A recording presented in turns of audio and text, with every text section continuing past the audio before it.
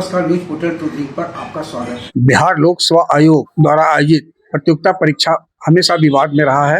भ्रष्टाचार को लेकर आयोग के अध्यक्ष से लेकर कई जांच एजेंसी के दायरे में आते रहे हैं।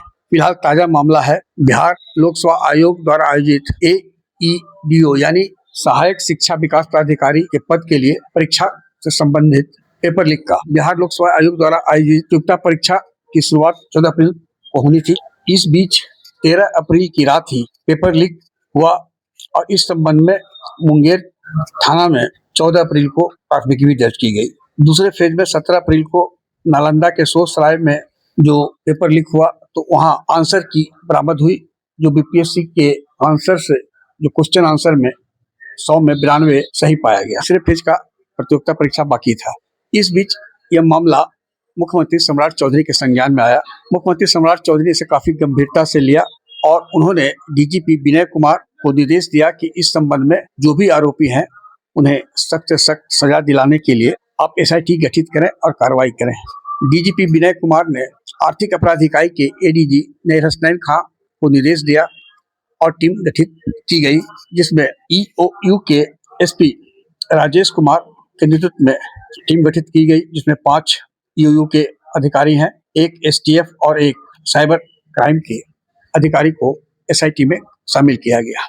SIT ने जब बिहार में मुंगेर, नालंदा, पटना, गया, बेगूसराय सहित कई जिलों में दर्ज पेपर लीक से संबंधित सभी की जांच अपने हाथ में ली तो कई चौंकाने वाले तथ्य सामने आया है। सूत्र बताते हैं 100 करोड़ से ऊपर की उगाही की गई है और सबसे आश्चर्यजनक तथ्य ये सामने आया है कि जो बायोमेट्रिक एजेंसी जब बायोमेट्रिक उपस्थिति के लिए जिस एजेंसी को जिम्मेवारी दी गई है वह गुजरात का Sai arrow private limited company है, जिसे NTA ने पहले ही ब्लैकलिस्टेड कर चुका है। और मुंगेर में जब छापामारी हुई थी तो 13 अप्रैल की रात तो वहां बायोमेट्रिक एजेंसी के कर्मचारी भी पकड़ा गया था 13 अप्रैल की रात को ही।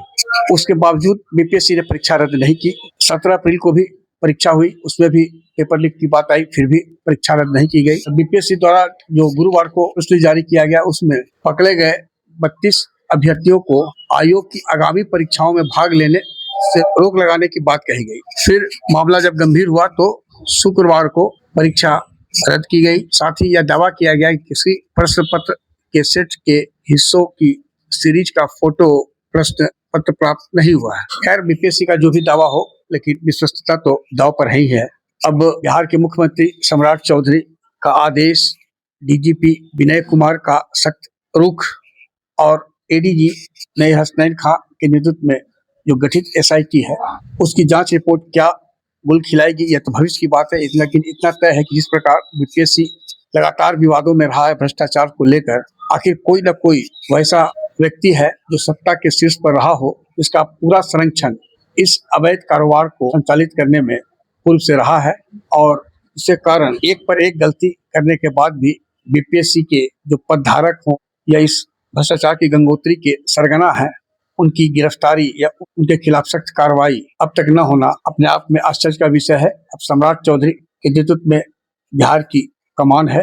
सम्राट चौधरी का भी यह घोषणा है कि क्राइम, करप्शन और कम्युनलिज्म से कोई कंप्रोमाइज नहीं होगा। तो बिहार के बच्चों के भविष्य के साथ जो लगातार खिलवाड़ हो रहा है और जो चर्चा है कि 100 करोड़ की उगाही इस पेपर लीक के माध्यम से की गई है, प्रत्येक अभ्यर्थी से जो इस धंधे में शामिल था उसे 30 से 35 लाख की अवैध वसूली की गई है। कहां तक सच है यह तो जांच से स्पष्ट हो पाएगा। कि इतना तय है कि अब नकेल कसेगा और बीपीएससी की परीक्षा की शुचिता को जो भी प्रभावित कर रहे हैं उनके खिलाफ तो उम्मीद की जा रही है कि सख्त कार्रवाई होगी और निकट भविष्य में वे जेल के सलाखों के पीछे नजर आ सकते हैं। आग्रह है कि इस वीडियो के लिंक को लाइक, शेयर, सब्सक्राइब अवश्य करें। धन्यवाद।